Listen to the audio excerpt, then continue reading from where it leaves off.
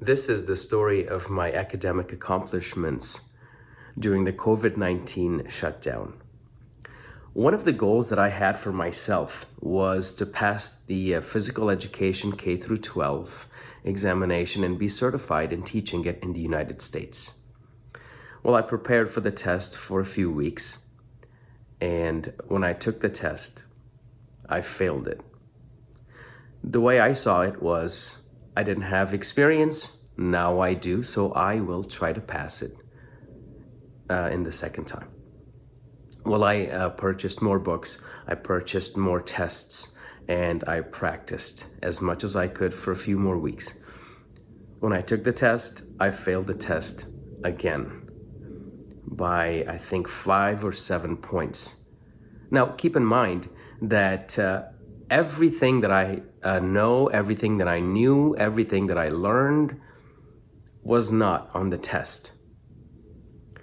And that was very disappointing, and it could have gotten to me, but I know how the test culture works in the United States, so you just have to study and do the best you can and pass it the next time.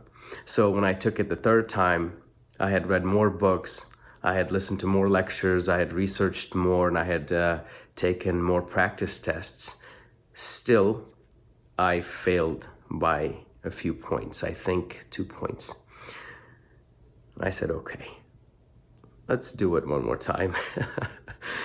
And when I took it the fourth time, I passed the test. Well, that was one goal.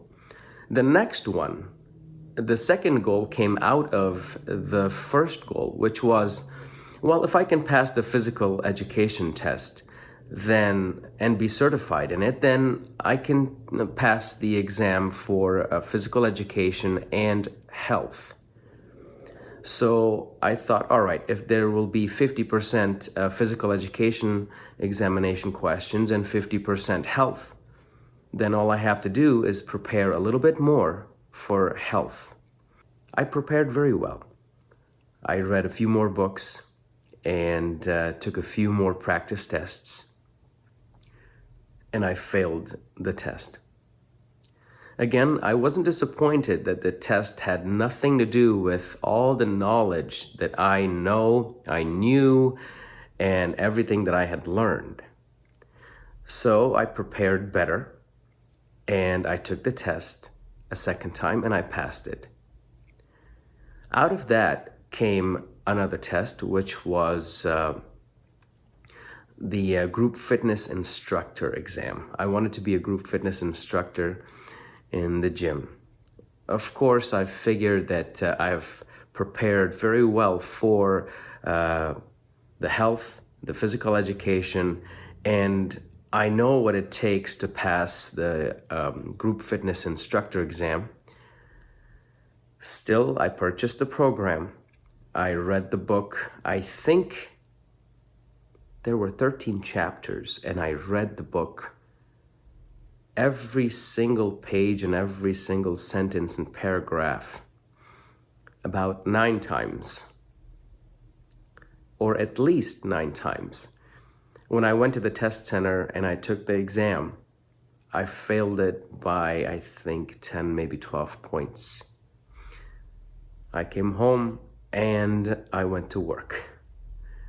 I read every book that I had purchased for physical education, for health, and some of the books for the group fitness instructor test.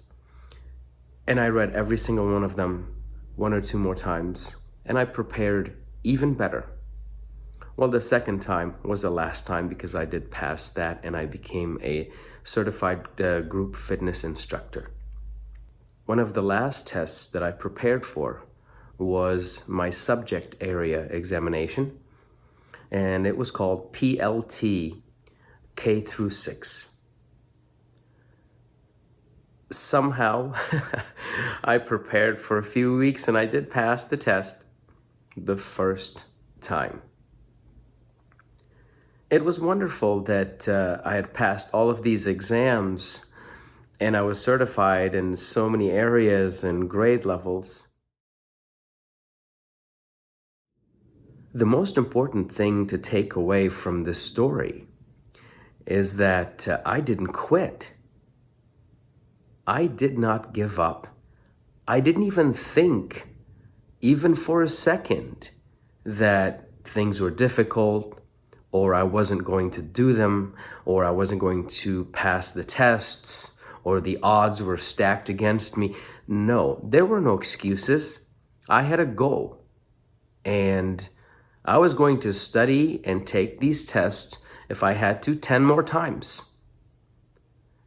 And the one thing that I would like to share with you is that I was very enthusiastic every single day to learn more and to be better at my craft, which is teaching, which is physical education and health and nutrition.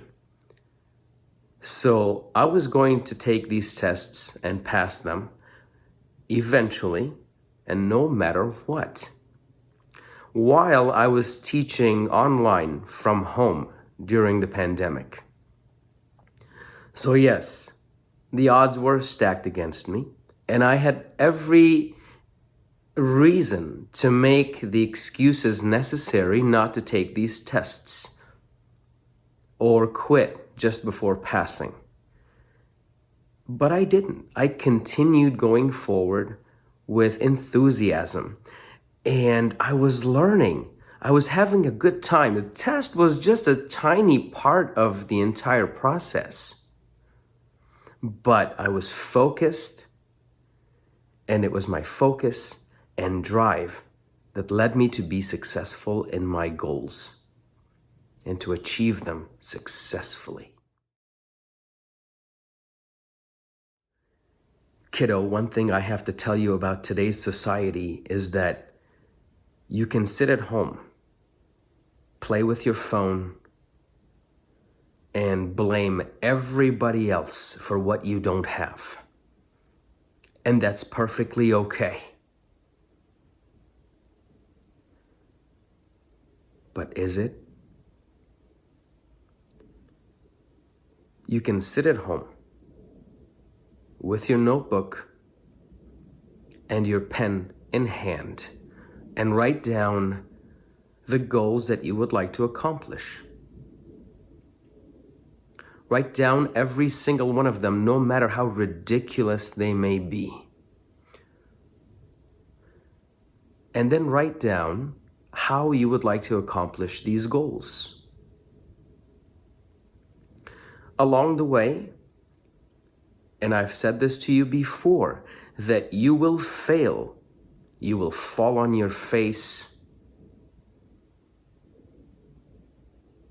And it's going to be up to you to get up and try it one more time. If you fail, do it again. Prepare better. Do it again and again and again until you've reached your goal. Until you've become successful and you've accomplished what you want to accomplish or what you wanted to accomplish.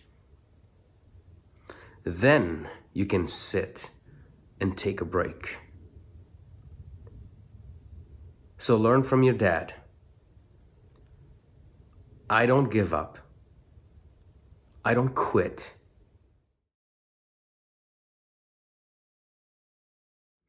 In 2009, one of my friends in China, he said to me, "Life is easy. You just make it hard. That's where the fun is. Yes, I can sleep for 10 hours a day on the weekends, 12 hours a day. I can sit on the couch, watch TV, and play with my phone.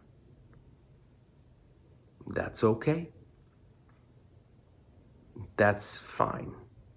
But I have goals, and I have dreams, and I have you.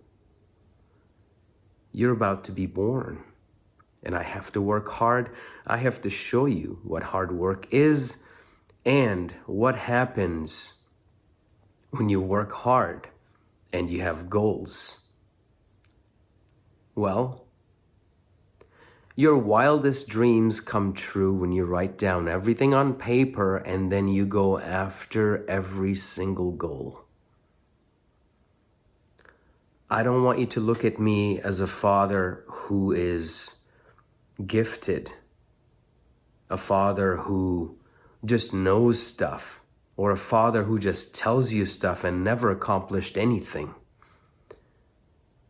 I want to tell you this, that everything that I've accomplished in life has been under very challenging circumstances. Sometimes I didn't have the money. Sometimes I didn't have the resources. Sometimes the challenges were a lot greater. But I had a goal and I had set a time for when I was going to accomplish these goals. And I did. Keep your eyes on the ball, always.